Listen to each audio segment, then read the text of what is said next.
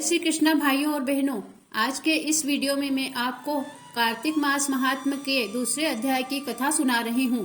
इस कथा में भगवान श्री कृष्ण ने उनकी प्रिय सत्यभामा जी के प्रश्न का उत्तर देते हुए यही बताया है कि सत्यभामा जी जो पूर्व जन्म में गुणवती नाम की कन्या थी, वह पूर्व जन्म में दीपदान, तुलसी पूजा, तुलसी जी की सेवा और कार्तिक मास में कार्तिक का व्रत दान पुण्य किया करती थी।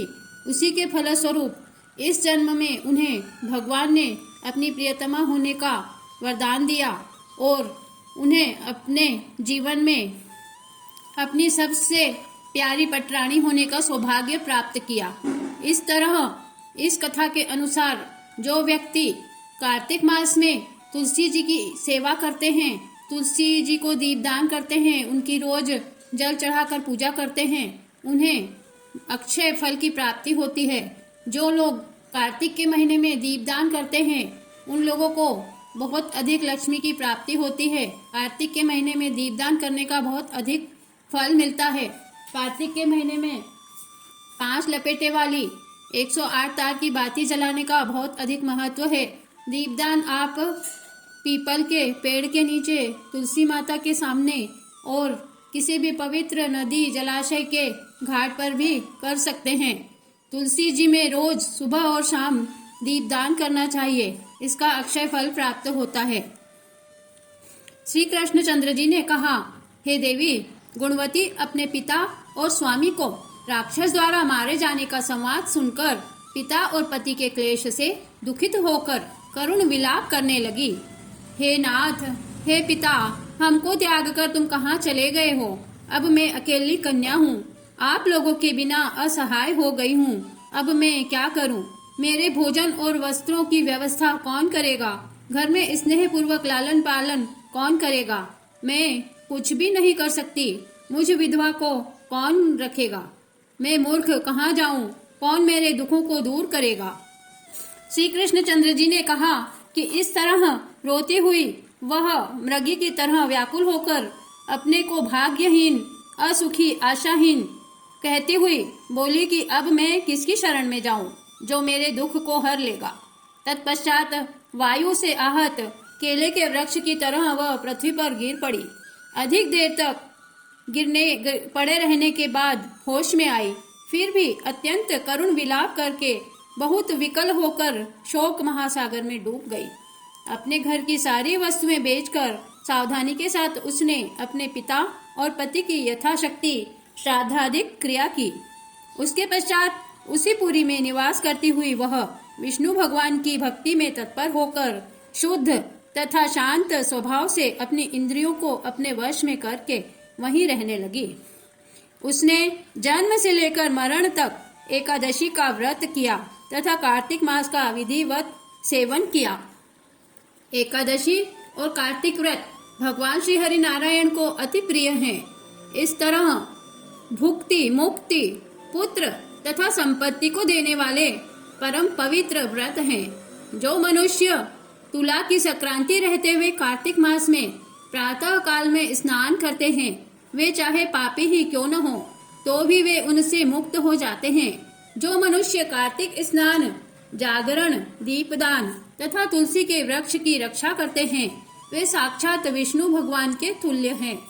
जो भक्त कार्तिक मास में विष्णु भगवान के मंदिर की सफाई करते हैं, विष्णु भगवान का स्वस्ति वचन करते हैं, वे प्राणी जीवा मुक्त हैं। उनका वापस जन्म नहीं होता है और उन्हें वैकुंठवास मिलता है। इस प्रकार जो जन कार्तिक मास में 3 दिन तक श्री विष्णु के मंदिर की स्वच्छता अथवा उनका पूजन करते हैं, देवतागण भी उनकी वंदना करते हैं। और जिन लोगों ने जीवन भर कार्तिक मास के नियमों का पालन करते हुए कार्तिक मास में दीपदान, तुलसी सेवा और भगवान के दर्शन, कथा कहानियां की हो, उनके तो कहना ही क्या है। इस प्रकार वह गुणवती दत्त चित्त होकर प्रतिवर्ष कार्तिक का व्रत और विष्णु भगवान की पूजा भक्ति पूर्वक करती रही। एक बार वह रोग के कारण दुबली हो गई तथा ज्वर से पीड़ित होने पर धीरे धीरे किसी तरह गंगा स्नान करने के लिए गंगा तट पर पहुंची। वह जल में स्नान करने के निमित्त उतरी और भयंकर ठंड और जाड़े से कांपने लगी और विकल हो गई। तब उसने आकाश की ओर अपनी ओर आते हुए एक विमान को देखा जो शंख, चक्र, गदा, पद्म आदि विविध शस्त्रों से सुशोभित विष्णु भगवान का रूप धारण करने वाला था। रथ पर उनके वाहन गरुड़ की ध्वजा अंकित थी।